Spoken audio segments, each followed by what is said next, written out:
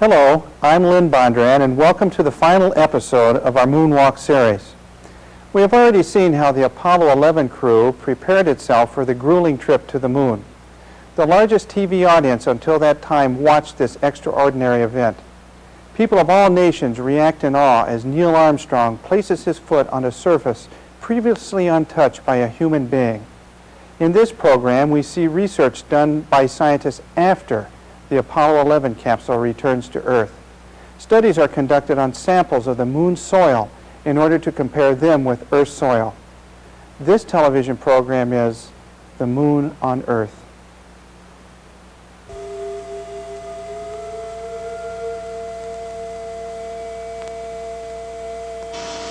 Alone, 45 miles above the moon's surface, Michael Collins completed an orbit every 2 hours. He listened to the progress of the moonwalk and awaited the moment when his companions on the surface would lift off to rendezvous with him.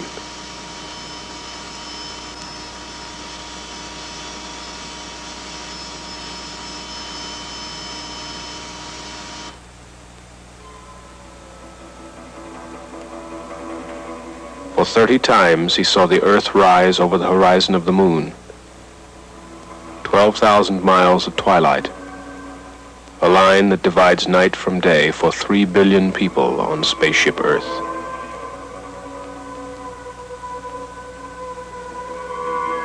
It is good to see the whole Earth, to see the Earth whole.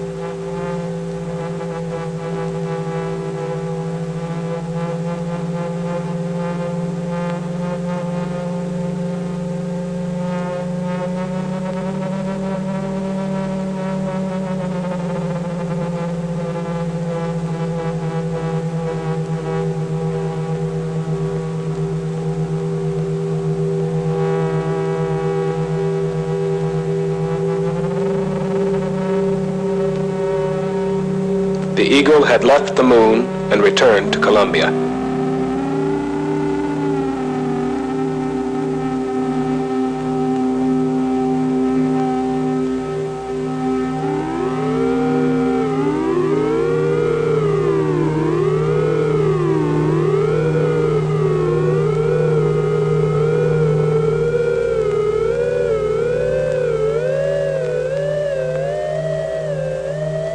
Within this strange ship, 2 astronauts and a treasure. Triple-sealed vacuum boxes of rocks and soil from the surface of the moon.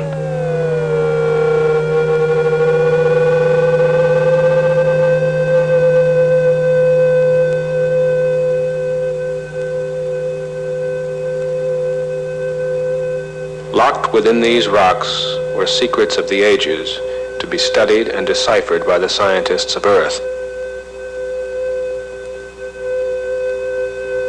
The age of the moon, the age of the sun, How the moon was formed.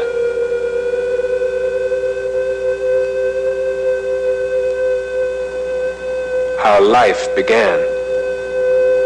Was there ever life on the moon?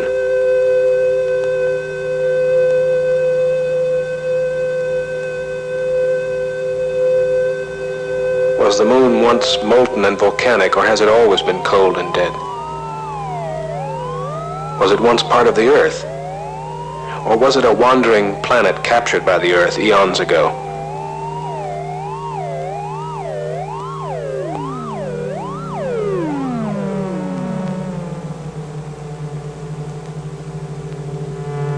How hot was the sun 3 billion years ago?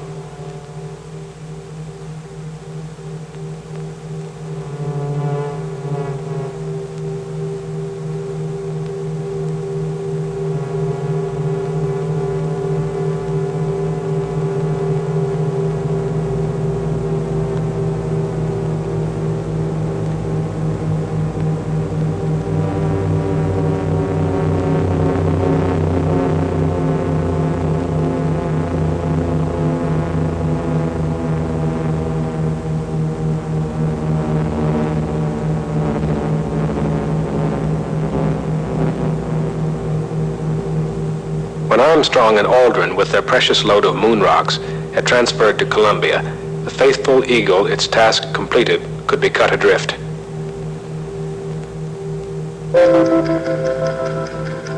Columbia fired out of lunar orbit to begin its 3-day fall back to Earth, where the recovery fleet was waiting for its splashdown in the Pacific.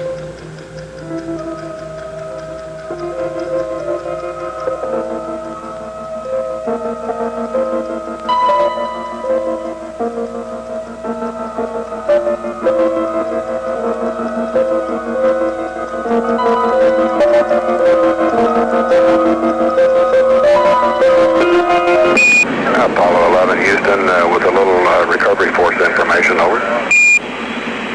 Go ahead. Roger, the Hornet is on station, just far enough off the target point to keep from getting hit.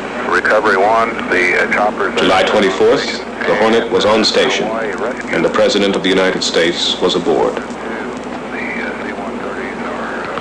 Re-entry into the Earth's invisible atmosphere carries with it one of the most critical moments. Traveling nearly 25,000 miles per hour, the command module can miss the angle of re-entry by only several degrees and disintegrate into flames, or bounce off into space, never to return. Velocity 33,000 feet per second. 35,000 feet per second now. 36,000 feet per second. We're at entry time. There's blackout.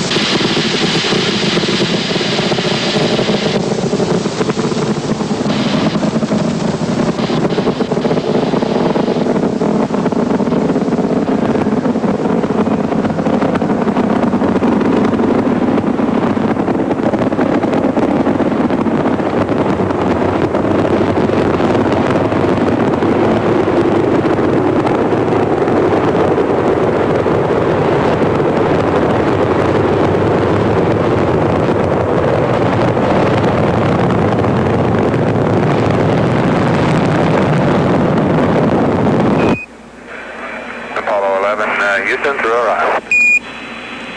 Apollo 11 Houston through arrival.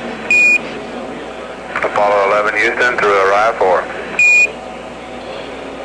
Hornet reports a sonic boom a short time ago. Apollo 11 Houston in the blind, Air Boss has a visual contact. Apollo 11 Houston through Orion, standing by. Over. Strokes.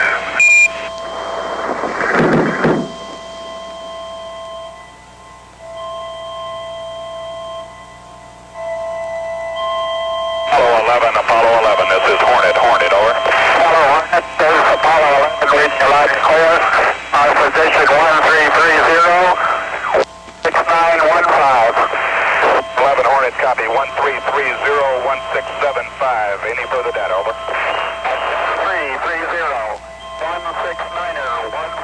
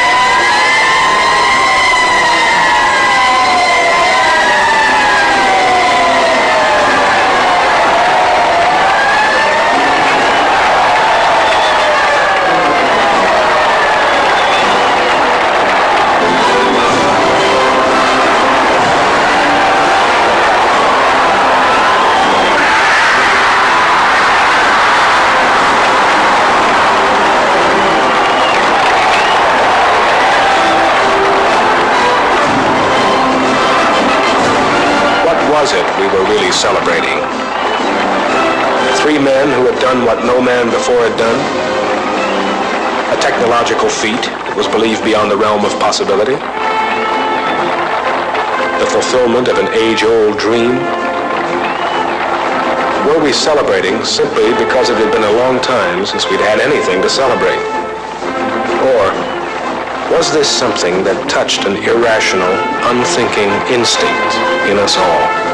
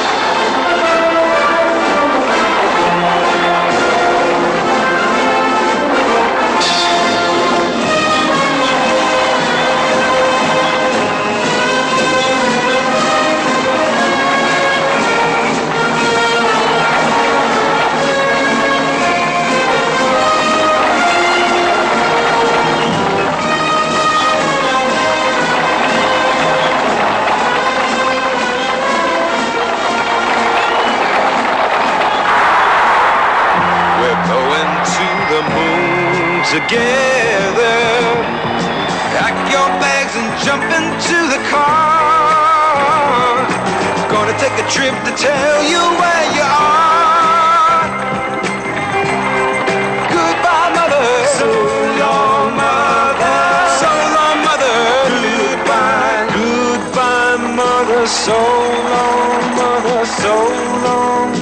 soul on Mother Earth. Goodbye, Mother, goodbye, Mother Earth.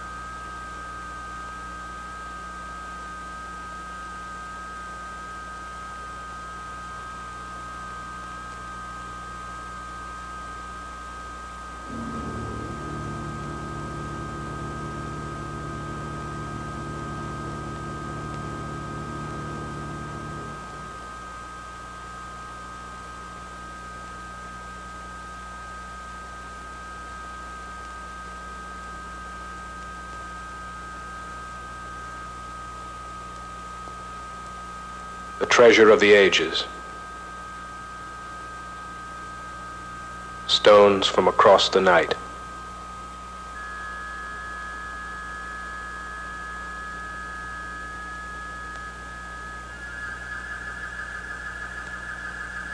Unrubbed by wind, unwashed by rain.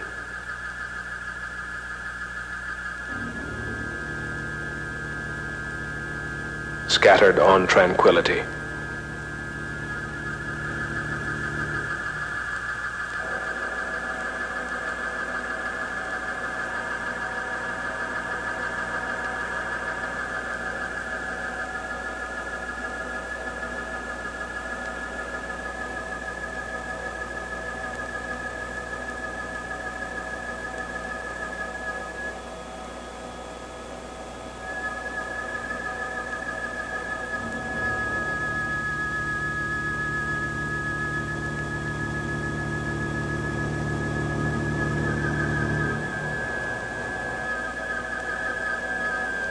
Bombarded by solar particles for billions of years, but unchanged in any other way, a moon rock is like a diary of the sun. An eye unblinking since time began, that stared across the sea of space, that watched the blue planet when life began.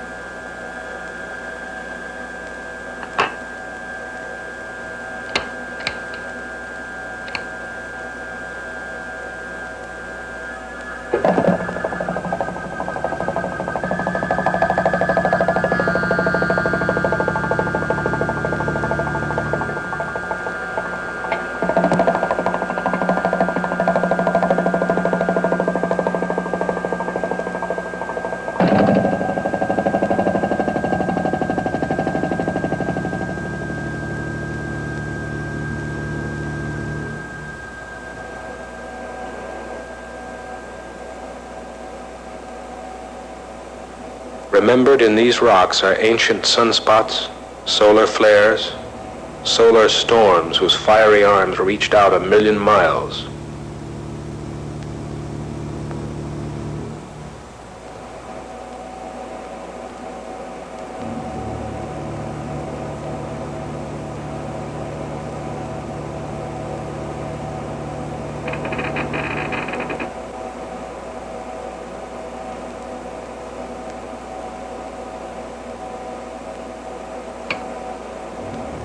By making ourselves very small, like Alice, perhaps we will see what these rocks have seen, and remember back those billions of years to decipher the life of the sun.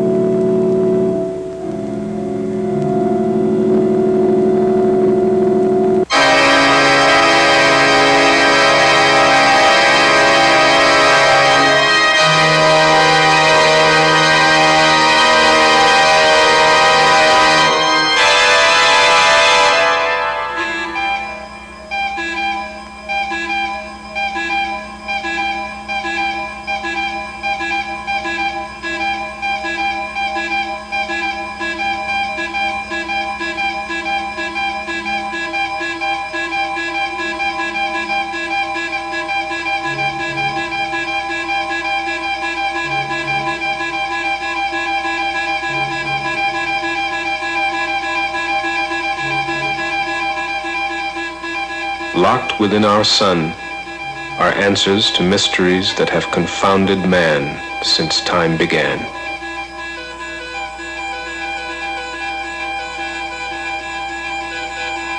We have reached out with our telescopes. We have reached in with our microscopes, seeking.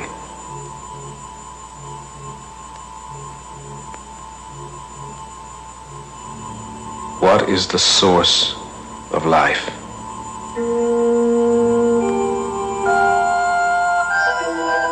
What combination of energies and elements brought it into existence? What is the relationship between the non-living and living things?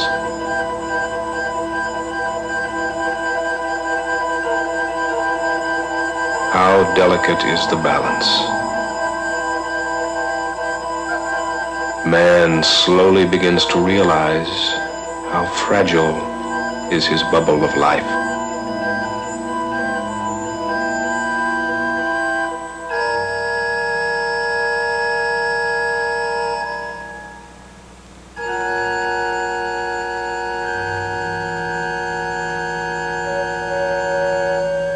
Ours is one sun, in a sea of suns more plentiful than all the grains of sand on all the shores of all the seas of planet Earth.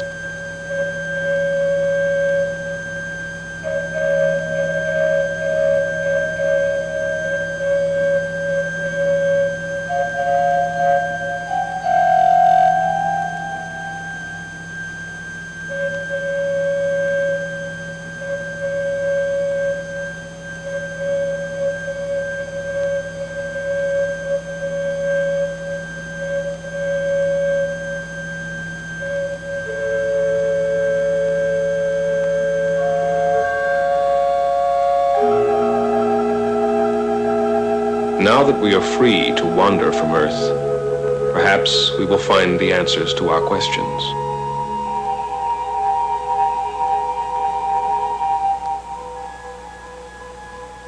Someday we may know where we've come from, where we're going. We may know where is the end, where is the beginning.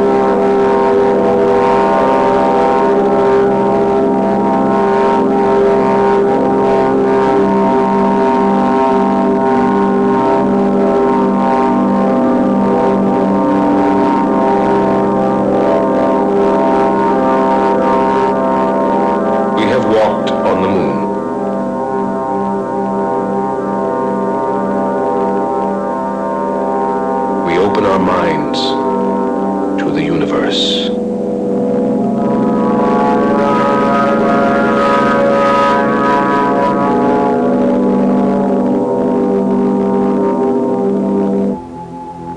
The moon's lack of life causes human beings to step back and ask, what makes Earth so different from other planets and satellites in the solar system? The Apollo 11 flight makes us realize that life's existence depends upon the resources of this planet.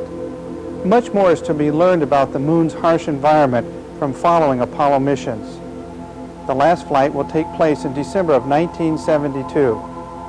Someday human beings will once again return to the moon, that time perhaps to establish a more permanent settlement. I'm Lynn Bondurant.